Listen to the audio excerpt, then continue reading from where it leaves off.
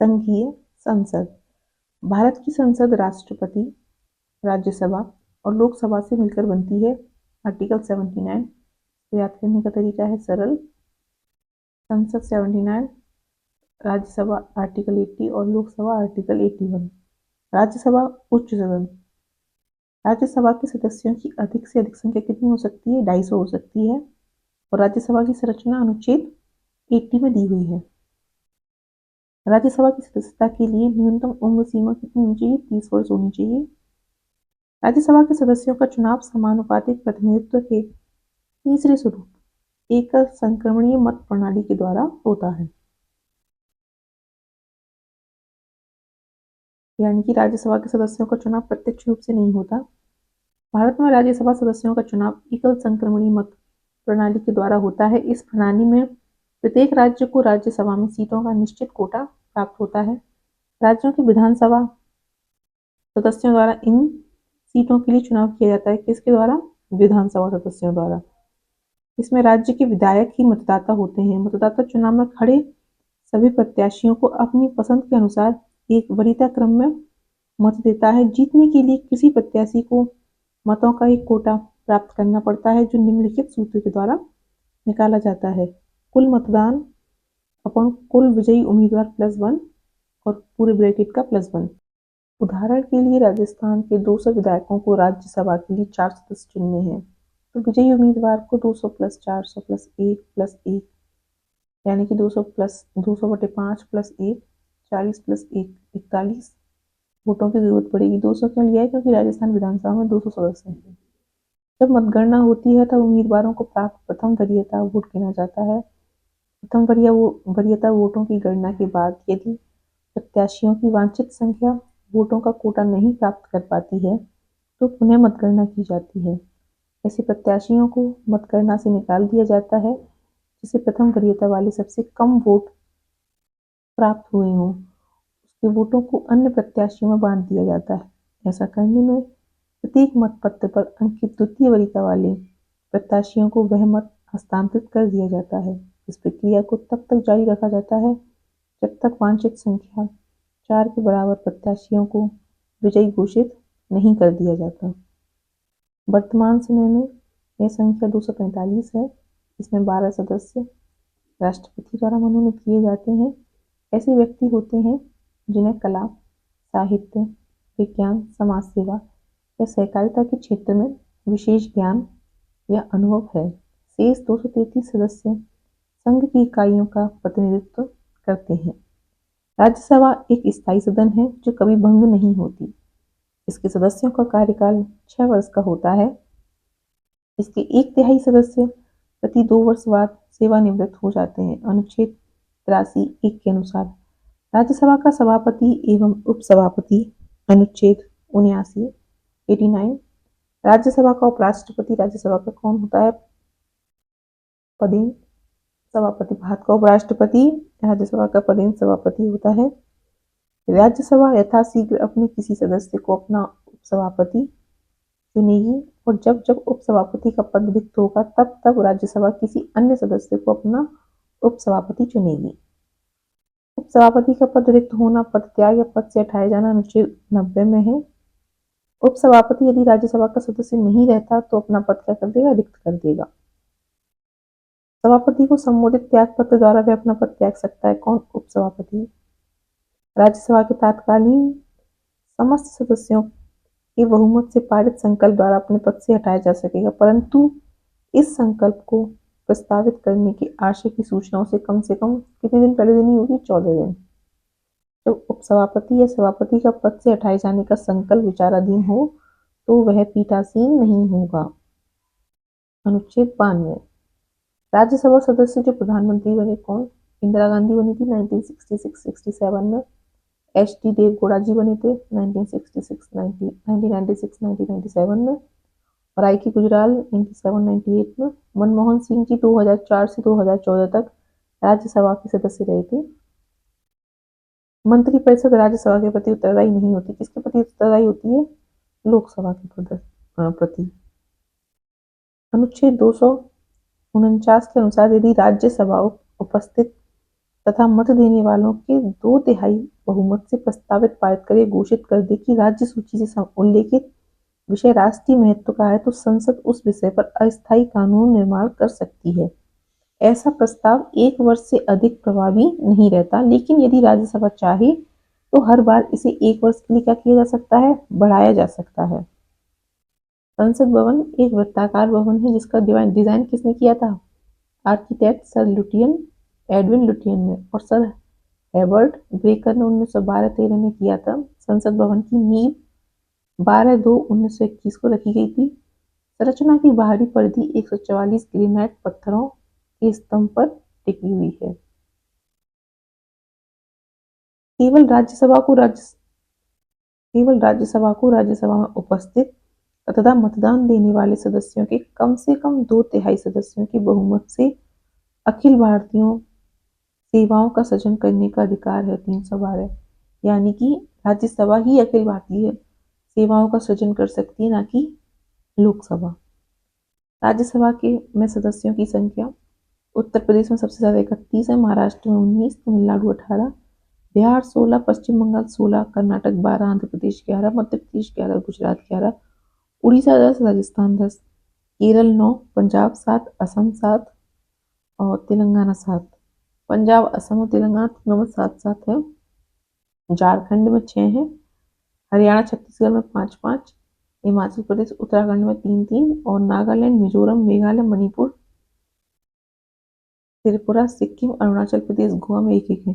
यानी कि पूर्वोत्तर में असम को छोड़कर बाकी सब में 1-1 राज्यसभा सीट है। जम्मू कश्मीर में 4 है, पुडुचेरी में 1, दिल्ली में 3। राज्यसभा के प्रथम उपसभापति कौन थे? श्री एच.वी. कृष्णमूर्ति राव। धन विधेयक राज्यसभा में पुनः स्थापित नहीं किया जाएगा। अनुच्छेद 109। धन विधेयक के संबंध में राज्यसभा को केवल सिफारिशें करने का अधिकार है, जिसे मानने के लिए लोकसभा बाध्य नहीं है। इसके लिए राज्यसभा को 14 दिन का समय मिलता है। यदि इस समय विधेयक वापस नहीं होता तो पारित समझा जाता है। राज्यसभा धन विधेयक को ना तो अस्वीकार कर सकती है और ना ही उसमें कोई संशोधन कर सकती।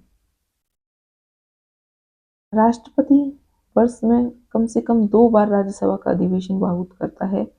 राज्यसभा के एक सत्र की अंतिम बैठक तथा अगले सत्र की प्रथम बैठक के लिए नियत तिथि के बीच 6 माह से अधिक का अंतर नहीं होना चाहिए। राज्यसभा का पहली बार गठन 3 अप्रैल 1952 को किया गया था। इसकी पहली बैठक 13 मई 1952 को हुई थी। राज्यसभा में प्रतिनिधित्व नहीं है अंडमान निकोबार का, चंडीगढ़ का, दादर नगर हवेली का, दमन द्वीप का और लक्षद्वीप का प्रतिनिधित्व राज्यसभा में नहीं है। लोकसभा की संरचना अनुच्छेद 81। लोकसभा संसद का प्रथम या निम्न सदन है जिसका सभापतित्व करने के लिए एक अध्यक्ष होता है। लोकसभा अपनी पहली बैठक के पश्चात यथाशीघ्र अपने 2 सदस्यों को अध्यक्ष और उपाध्यक्ष के रूप में चुनेगी। आर्टिकल 93।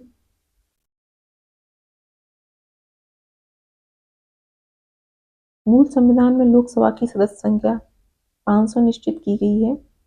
अभी तक इसके सदस्यों की अधिकतम संख्या 550 है, हो सकती है। इसमें से अधिकतम 530 राज्यों से और 20 यूटी यानी संघ क्षेत्रों से निर्वाचित होते हैं। वर्तमान में लोकसभा सदस्यों की संख्या 543 है। 524 सदस्य 28 राज्यों से हैं। 19 सदस्य 8 केंद्र शासित प्रदेशों से निर्वाचित होते हैं। अमेरिकी राष्ट्रपति जो भारतीय संसद में बोले थे कौन कौन थे? D Eisenhower 1959, Jimmy Carter 1978, Bill Clinton 2000, Barack Obama 2010।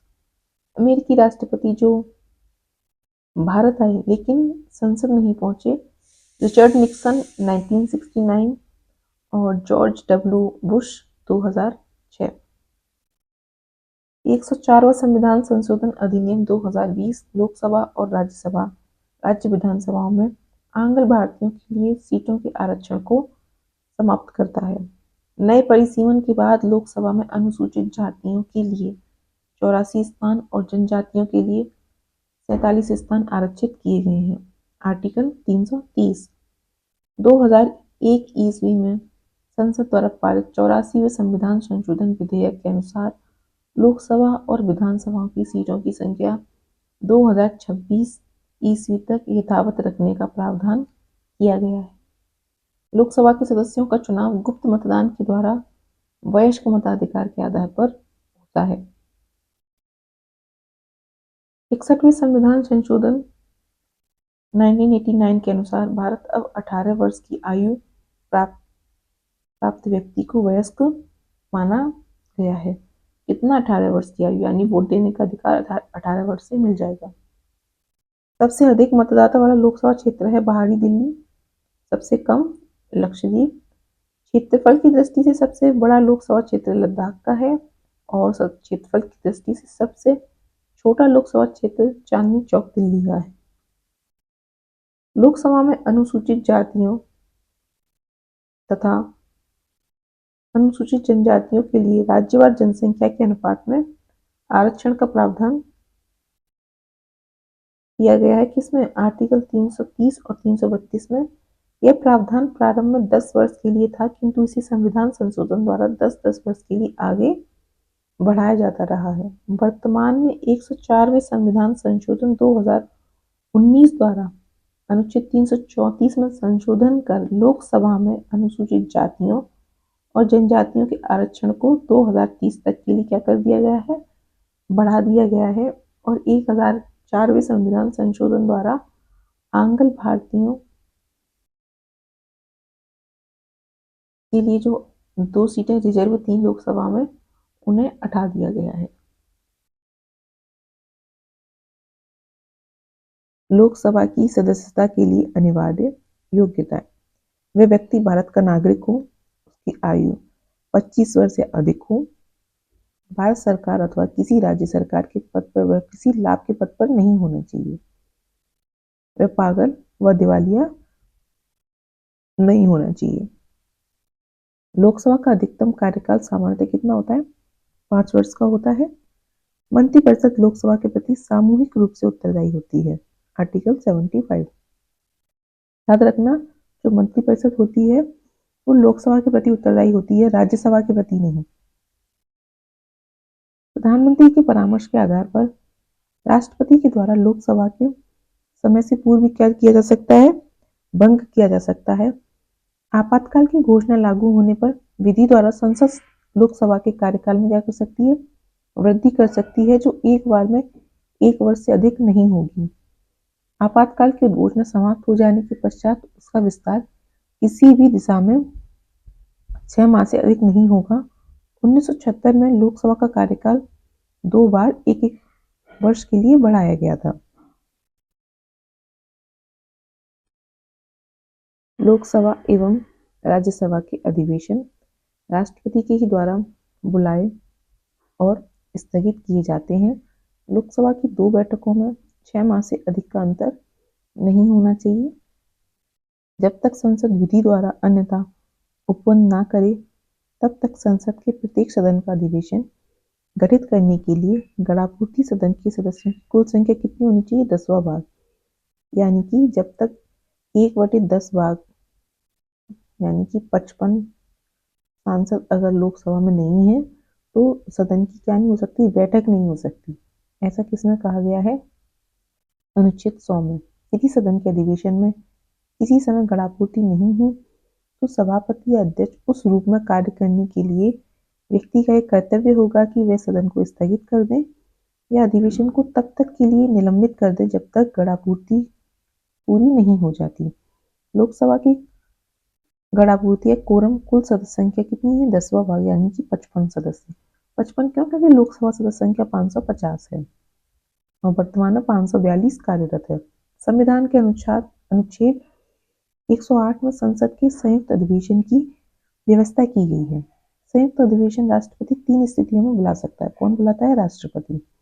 जब विधेयक एक सदन से पारित होने के बाद दूसरे सदन में जाए, तब दूसरे सदन द्वारा विधेयक को क्या कर दिया गया हो? अस्वीकार कर दिया गया हो। विधेयक पर किए जाने वाले संशोधनों के बारे में दोनों सदन अंतिम रूप से असहमत हों। दूसरे सदन को विधेयक प्राप्त होने की तारीख से उसके द्वारा विधेयक पारित किए बिना 6 माह से क्या हो गए? अधिक विधेयक बीत गए। यानी कि एक सदन ने पास कर दिया है, और दूसरे सदन में 6 माह हो गए लेकिन उसको पास नहीं किया है तो संयुक्त अधिवेशन बुलाया जा सकता है। सदनों की संयुक्त बैठक में अधिवेशित होने के लिए आहूत करने की अपने आशय की राष्ट्रपति की सूचना के पश्चात लोकसभा का विघटन बीच में हो जाने पर भी अनुच्छेद 108 के अधीन संयुक्त बैठक हो सकेगी और उसमें विधेयक पारित हो सकेगा। यानी कि अगर राष्ट्रपति ने संयुक्त बैठक की घोषणा कर दी है और उसके बाद लोकसभा विघटित हो गई है तो भी संयुक्त बैठक हो सकेगी। अब है लोकसभा के सदस्य संख्या। उत्तर प्रदेश में सर्वाधिक 80 सदस्य हैं लोकसभा से, महाराष्ट्र में 48, पश्चिम बंगाल 42, बिहार 40, तमिलनाडु 39 39 और मध्य प्रदेश 29, कर्नाटक 28, गुजरात 26 और राजस्थान आंध्र प्रदेश 25-25 है। वहीं उड़ीसा 21 है, केरल 20 है, तेलंगाना 17 है, झारखंड और असम 14-14 है, पंजाब 13 है, छत्तीसगढ़ 11, हरियाणा 10, उत्तराखंड 5, हिमाचल प्रदेश 4, मेघालय, अरुणाचल प्रदेश, गोवा, मणिपुर और त्रिपुरा 2-2 हैं। वहीं सिक्किम, नागालैंड, मिजोरम 1-1 लोकसभा सीटें हैं। दिल्ली से 7 लोकसभा सीटें हैं। जम्मू कश्मीर से 5, लद्दाख से 1, पुडुचेरी से 1, चंडीगढ़ से 1, दादर नगर हवेली व दमन-दीव के विलय के बाद वहां से 2 हो गई हैं। अंडमान निकोबार से 1 है और लक्षद्वीप से भी 1 है। अनुच्छेद 108 द्वारा निर्धारित संयुक्त बैठक की प्रक्रिया सामान्य विधायन तक ही सीमित है। धन विधेयक एवं संविधान संशोधन विधेयक करने के लिए संयुक्त बैठक नहीं हो सकती। इसके लिए नहीं हो सकती? धन विधेयक और संविधान संशोधन विधेयक के लिए संयुक्त बैठक नहीं हो सकती। याद रखेंगे इसको। संविधान संशोधन विधेयक दोनों सदनों में अलग अलग पारित होना चाहिए, एक साथ नहीं, दोनों सदनों में अलग अलग पारित होना चाहिए। ऐसा नहीं हो सकता कि संयुक्त बैठक के द्वारा संविधान संशोधन पारित करा लो, तो ऐसा नहीं हो सकता। संविधान संशोधन अनुच्छेद 368 द्वारा शासित होता है। कौन से संशोधन द्वारा संविधान संशोधन शासित होता है? तो 368(2) द्वारा। राष्ट्रपति, राज्यसभा के सभापति, लोकसभा के अध्यक्ष से परामर्श करने के पश्चात दोनों सदनों की संयुक्त बैठक से संबंधित और उसमें परस्पर संचार से संबंधित प्रक्रिया के नियम बना सकते हैं। आर्टिकल 118(3). संयुक्त अधिवेशन की अध्यक्षता लोकसभा के अध्यक्ष द्वारा की जाती है। आर्टिकल 118(4). संयुक्त बैठक की अध्यक्षता कौन करता है? लोकसभा के अध्यक्ष। संयुक्त बैठक से अध्यक्ष की अनुपस्थिति के दौरान सदन का उपाध्यक्ष, यदि वह भी अनुपस्थित है, अगर अध्यक्ष अनुपस्थित है तो कौन करेगा?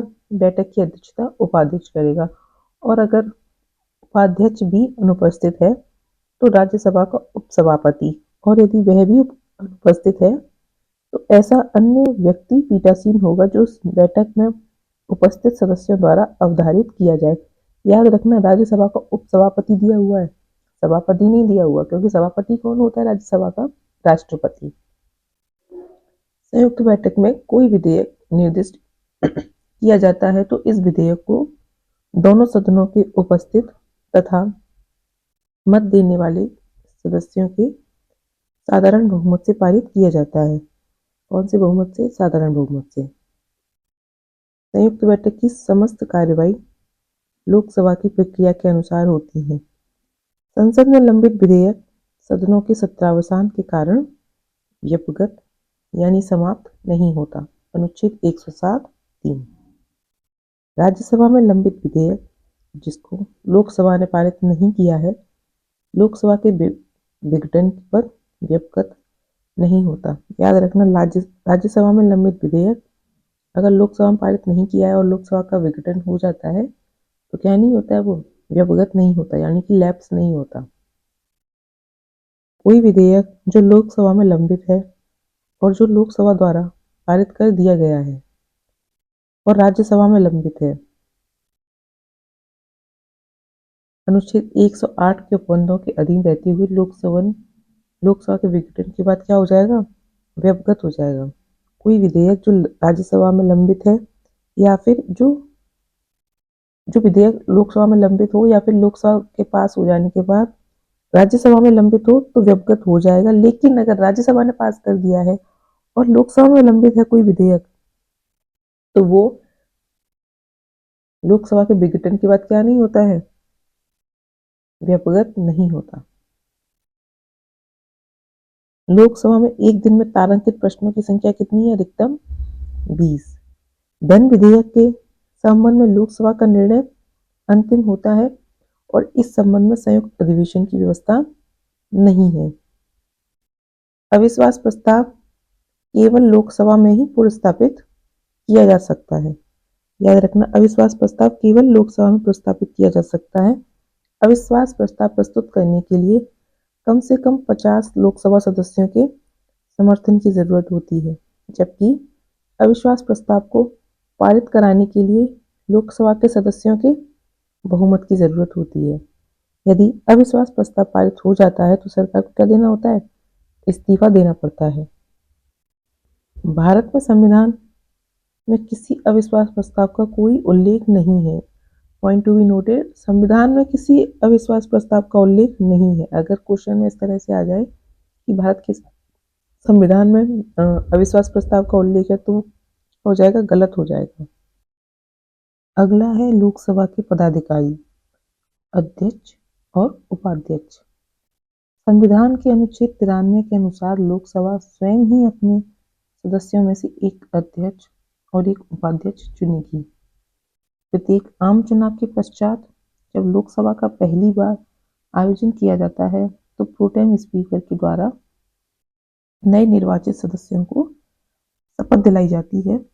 प्रोटेम स्पीकर कौन होता है? प्रोटेम स्पीकर जो होता है वो उस संविधान का सबसे उम्रदराज व्यक्ति होता है। प्रोटेम स्पीकर उस समय तक कार्य करता है जब तक नए अध्यक्ष और उपाध्यक्ष का क्या नहीं हो जाता, चयन नहीं कर लिया जाता। अध्यक्ष उपाध्यक्ष को और उपाध्यक्ष अध्यक्ष को क्या देते हैं? त्यागपत्र देते हैं। लोकसभा के अध्यक्ष अध्यक्ष के रूप में शपथ नहीं लेता, क्योंकि सामान्य सदस्य के रूप में शपथ लेता है। लोकसभा का अध्यक्ष अध्यक्ष के रूप में शपथ नहीं लेता, बल्कि सामान्य लोकसभा सदस्य के रूप में शपथ लेते हैं। 14 दिन की पूर्व सूचना देकर लोकसभा के तत्कालीन समस्त सदस्यों के बहुमत से पारित संकल्प द्वारा अध्यक्ष और उपाध्यक्ष को क्या किया जा सकता है? पद से हटाया जा सकता है। तो अगर लोकसभा के अध्यक्ष और उपाध्यक्ष को पद से हटाना है तो हमें क्या करना होगा? 14 दिन की पूर्व सूचना देनी होगी और बहुमत से संकल्प पारित करना होगा। लोकसभा के भंग होने की स्थिति में अध्यक्ष अपना पद अगली लोकसभा की पहली बैठक होने तक रिक्त नहीं करता। अगर लोकसभा भंग भी हो जाए तो भी अध्यक्ष अपना पद तब तक नहीं रिक्त करेगा जब तक अगली लोकसभा की पहली बैठक ना हो जाए।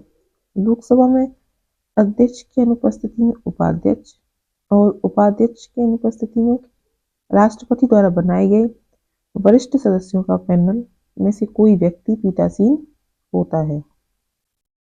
इस पैनल में आमतौर पर कितने सदस्य होते हैं? 6 सदस्य होते हैं। अगला है लोकसभा अध्यक्ष के कार्य व अधिकार। संसद के सदस्यों के प्रश्नों को स्वीकार करना, उन्हें नियमित करना व नियम के विरुद्ध घोषित करना, ये सब किसके कार्य हैं? ये लोकसभा अध्यक्ष के कार्य हैं। किसी विषय को लेकर प्रस्तुत किए जाने वाले कार्य स्थगन प्रस्ताव अध्यक्ष की अनुमति से पेश किया जाता है। यह विचाराधीन विधेयक पर क्या कर सकता है? बहस रुकवा सकता है। कौन? अध्यक्ष। अगला है संसद सदस्यों को भाषण देने की अनुमति देना और भाषणों का क्रम व समय निर्धारित करने किसका कार्य है? ये कार्य है लोकसभा अध्यक्ष का। विभिन्न विधेयक व प्रस्तावों पर मतदान करवाना व परिणाम घोषित करना तथा मतों की समानता की स्थिति में निर्णायक मत देने का अधिकार, ये सब वह लोकसभा अध्यक्ष के कार्य हैं। अगला है संसद व राष्ट्रपति के मध्य होने वाले पत्र व्यवहार करना। कोई विधेयक धन विधेयक है या नहीं इसका निर्णय करना, ये भी लोकसभा अध्यक्ष का कार्य है। अध्यक्ष द्वारा धन विधेयक के रूप में प्रमाणित विधेयक की प्रकृति के प्रश्न पर न्यायालय में या किसी सदन में या राष्ट्रपति द्वारा विचार नहीं किया जाएगा। यदि उसकी आज्ञा से कोई विधेयक गजट में प्रकाशित हो जाता है तो उसे पेश करने के लिए किसी प्रस्ताव की आवश्यकता नहीं है। लोकसभा में विपक्ष के नेता को राजकोष से वेतन प्राप्त होता है और उसे कैबिनेट स्तर के मंत्री के समान समस्त सुविधाएं प्राप्त होती हैं। पहली लोकसभा अध्यक्ष कौन थे? पहली लोकसभा के अध्यक्ष थे गणेश वासुदेव मावलंकर और एम अनंतशयनम अय्यंगार। दूसरी की एम अनंतशयनम अय्यंगार, तीसरी की हुकुम सिंह, चौथी की नीलम संजीव रेड्डी जी और गुरुदयाल सिंह ढिल्लों। ऐसे कौन से लोकसभा अध्यक्ष हैं जो राष्ट्रपति भी रहे हैं? नीलम संजीव रेड्डी। पांचवी के गुरुदयाल सिंह ढिल्लों और बलिराम भगत। छठी के फिर नीलम संजीव रेड्डी जी रहे और एम हेगड़े रहे। सातवीं व आठवीं लोकसभा के अध्यक्ष थे बलराम जाखड़। नौवीं के रवि राय। 10वीं के शिवराज बी पाटिल। 11वीं के पीएम सिंगमा। 12वीं और 13वीं के जीएमसी बालयोगी। 13वीं के भी जीएमसी बालयोगी और मनोहर गजानंद जोशी। 14वीं के रहे सोमनाथ चटर्जी। 15वीं की मीरा कुमार रही। लोकसभा की प्रथम महिला अध्यक्ष कौन थी? मीरा कुमार। 16वीं की सुमित्रा महाजन जी रही। 17वीं की ओम बिरला रहे और 18वीं की वर्तमान में ओम बिरला जी ही हैं। अब न्यूनतम 55 सांसद वाला दल ही लोकसभा में विपक्षी दल का दावा कर सकता है, क्योंकि कितना चाहिए विपक्ष का दावा करने के लिए? 1/10 सीटें आपके पास होनी चाहिए विपक्ष का दावा करने के लिए। प्रथम लोकसभा का कार्यकाल 17 अप्रैल 1952 से 4 अप्रैल 1957 तक रही। प्रथम लोकसभा अध्यक्ष श्री जीवी मावलंकर व अध्यक्ष अनंतशयनम थे। संसद एवं संसद सदस्यों से संबंधित कुछ विशेष बात है। सभापति या अध्यक्ष उस रूप में कार्य करने वाले व्यक्ति प्रथमतः मत नहीं देगा, किंतु मत बराबर होने की दशा में उसका निर्णायक मत होगा और वह उसका प्रयोग करेगा। अनुच्छेद 100। संसद की किसी सदन की सदस्यता में कोई रिक्ति होने पर भी उस सदन की कार्य करने की शक्ति होगी, और यदि बाद में यह पता चलता है कि कोई व्यक्ति ऐसा करने का हकदार नहीं था, कार्यवाहियों में उपस्थित रहा है, उसने मत दिया है, अन्यथा भाग लिया है, तो संसद की कार्यवाही विधिमान्य होगी। अनुच्छेद 100। यानी कि अगर कोई पद खाली है तो ऐसा नहीं हो सकता कि संसद की कार्यवाही जो है विधिमान्य ना रहे, वो तब भी विधिमान्य रहेगी। संसद में स्थगन प्रस्ताव संसद का कोई भी सदस्य रख सकता है, लेकिन इसके लिए अध्यक्ष की क्या आवश्यक है? अनुमति आवश्यक है। बिना अध्यक्ष की अनुमति के स्थगन प्रस्ताव नहीं रखा जा सकता। स्थगन प्रस्ताव लाने का मुख्य उद्देश्य क्या है? सार्वजनिक महत्व के निश्चित अत्यावश्यक मुद्दे पर बहस करना होता है। सामान्यतः स्थगन प्रस्ताव सायं 4 बजे ही लाया जाता है। कितने बजे लाया जाता है? शाम को लाया जाता है स्थगन प्रस्ताव। किसी संसद सदस्य की योग्यता अथवा अयोग्यता से संबंधित प्रश्न का अंतिम विनिश्चय चुनाव आयोग की सलाह से कौन करता है? राष्ट्रपति करता है।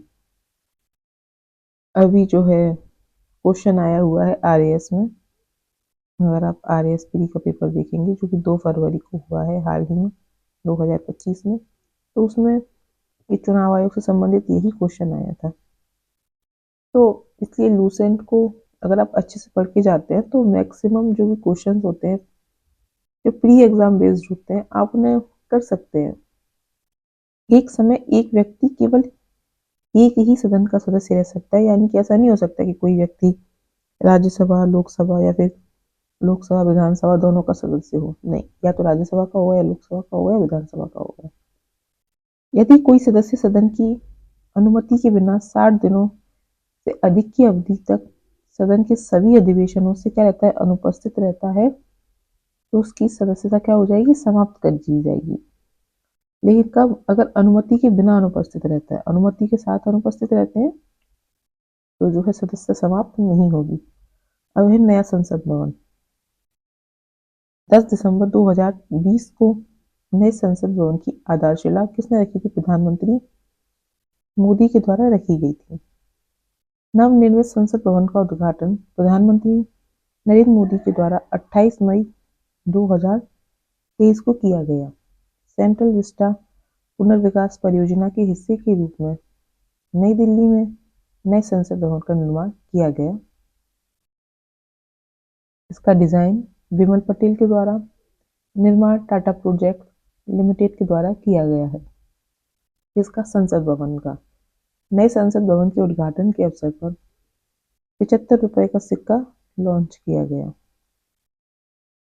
विशेषता क्या है नए संसद भवन की, इसका आकार त्रिकोणीय है, त्रिकोणीय आकार का है संसद भवन, इस तरह से है, इसलिए त्रिकोणीय आकार है। नए संसद भवन की 3 मुख्य द्वार थल, जल और नभ को समर्पित हैं। थल द्वार को कर्म द्वार, जल को ज्ञान द्वार और नभ को शक्ति द्वार नाम दिया गया है। इसका निर्माण राजस्थान से लाए गए ग्रेनाइट व बलुआ पत्थर के प्रयोग से हुआ है। नए संसद भवन की छत पर राष्ट्रीय प्रतीक का निर्माण किया गया है, जिसकी ऊंचाई है 6.5 मीटर। ये किससे बना है, कांस्य से बना है। नए संसद भवन में लोकसभा कक्ष में 888 और राज्यसभा कक्ष में 384 प्रतिनिधियों के बैठने की व्यवस्था है।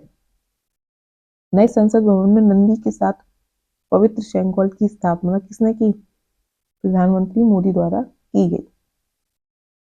शंखगौल को हिंदी में राजकंठ कहा जाता है। इसका इस्तेमाल चोल साम्राज्य से होता आ रहा है। शंखगौल सत्ता हस्तांतरण की पहचान रहा है और तमिल संस्कृति क्या रहा है, शान रहा है। यह राजदंड 5 फीट लंबा है। इसके शीर्ष पर नंदी बैल है जो न्याय का प्रतीक है। लोकसभा का आंतरिक हिस्सा राष्ट्रीय पक्षी मोर पर आधारित है, वहीं राज्यसभा का आंतरिक हिस्सा राष्ट्रीय पुष्प कमल पर आधारित है। संसद परिसर में राष्ट्रीय वृक्ष है बरगद। संसद के परिसर में जो है हमारा राष्ट्रीय वृक्ष बरगद लगाया गया है। संसद सदस्यों को संसद की बैठक के पूर्व या बाद के 40 दिन की अवधि के दौरान गिरफ्तारी से मुक्ति प्रदान की गई है। गिरफ्तारी से यह मुक्ति केवल सिविल मामलों में है। आपराधिक मामले अर्थात निवारक रोध की विधि के अधीन गिरफ्तारी से छूट नहीं है। भूतपूर्व संसद सदस्यों के लिए पेंशन व्यवस्था 1976 से लागू की गई है। यदि कोई संसद सदस्य अपने पद से संबंधित शपथ लिए बिना संसद की कार्यवाही में भाग लेता है और मतदान करता है तो उसके द्वारा मतदान करने से संसद की कार्यवाही पर कोई प्रभाव नहीं पड़ेगा। जितने दिन तक वह मतदान करता है या कार्यवाही में भाग लेता है तो प्रतिदिन के हिसाब से उसे 500 दंड स्वरूप देने होंगे।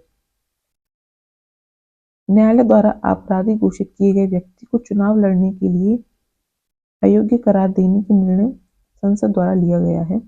संसद के द्वारा पारित जनप्रतिनिधित्व अधिनियम 1951 की धारा 8(3) के तहत यह उल्लेख किया गया है कि यदि किसी जनप्रतिनिधि को 2 वर्ष या उससे अधिक की सजा सुनाई जाती है तो उसकी सदस्यता समाप्त हो जाएगी और वह अगले 6 साल तक चुनाव नहीं लड़ सकेगा। संसद में कार्य हिंदी या अंग्रेजी में अनुच्छेद 348 के अधीन रहते हुए किया जाएगा, परंतु राज्यसभा का सभापति या लोकसभा का अध्यक्ष उस रूप में कार्य करने वाले व्यक्ति किसी सदस्य को जो हिंदी या अंग्रेजी में अपनी पर्याप्त अभिव्यक्ति नहीं कर सकता है, अपनी मातृभाषा में सदन में संबोधित करने की आज्ञा होगी। यानी कि कोई भी सांसद चाहे राज्यसभा का हो या लोकसभा का हो, वो संसद के अध्यक्ष यानी लोकसभा के अध्यक्ष के द्वारा आज्ञा लेकर अपनी मातृभाषा में सदन को क्या कर सकता है, संबोधित कर सकता है।